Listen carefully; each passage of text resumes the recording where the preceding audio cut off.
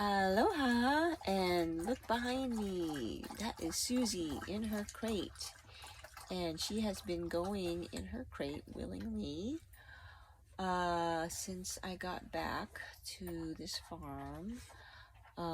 Let's see, when was that? That was Tuesday. So that's Tuesday, Wednesday, Thursday, Friday. Today's Saturday. 5 days in a row. And I think the secret, well, it's not a secret.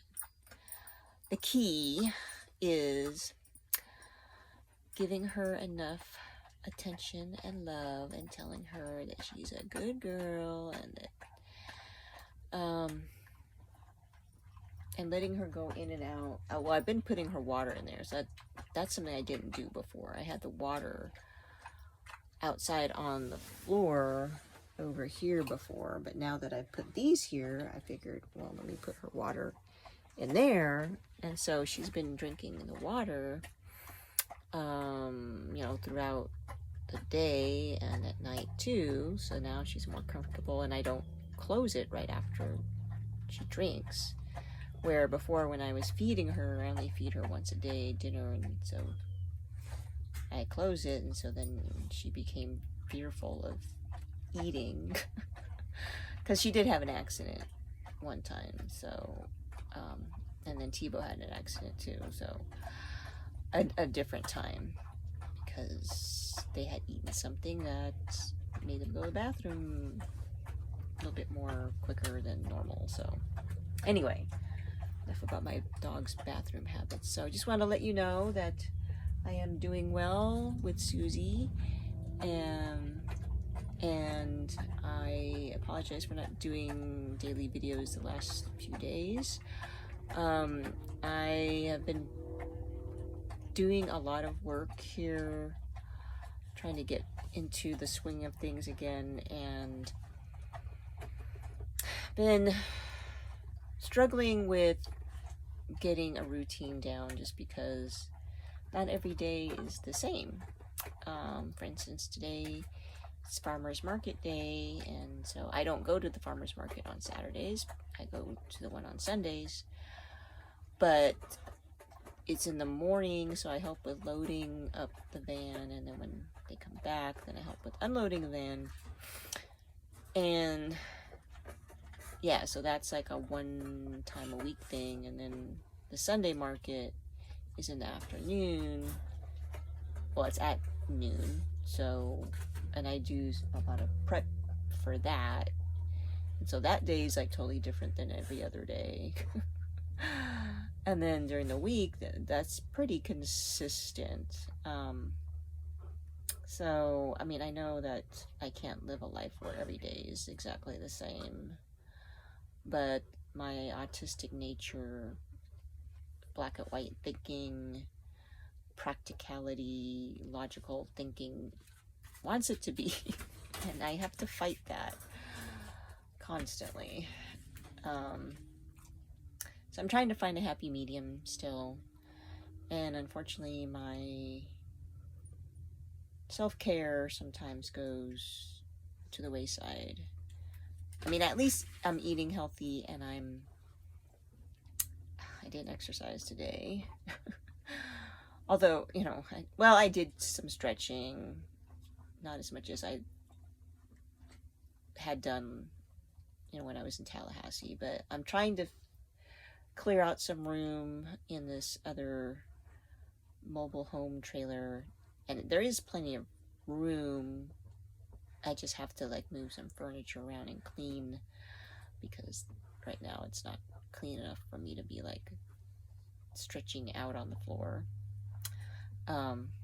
So anyway, but that's a work in progress, although I just really just want to get it done. But there's been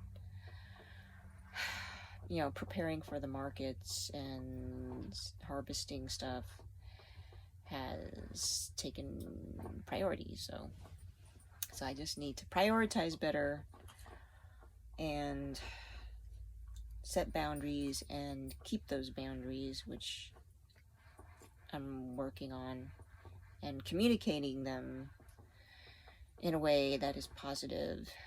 And so that's my challenge right now, is communication. So I'm praying about it. I need to pray more about it, like specifically. So anyway, and I've been learning a lot about different fruits and vegetables, because, you know, if I'm going to be selling them, I need to understand what they're good for and how to prepare them. So for instance, we have a whole bunch of green papayas that we had not sold before. We always sold, you know, ripe papayas.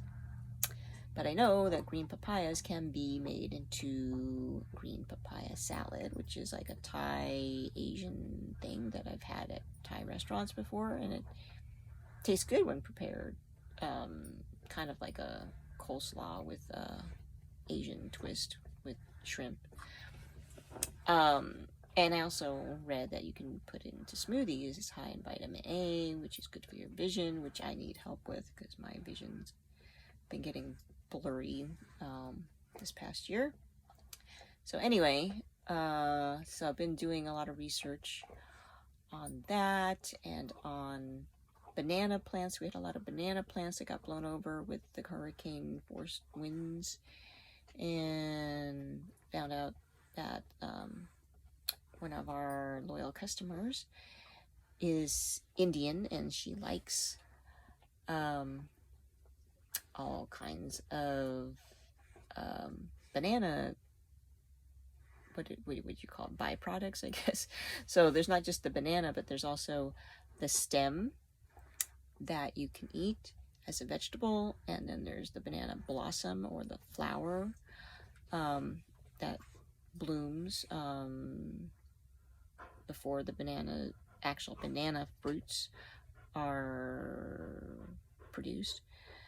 And so I had to look into like how to harvest those, because I've never done that before. Well, harvesting the banana stem, because I wasn't sure, is it like the whole thing or is it just a certain part? And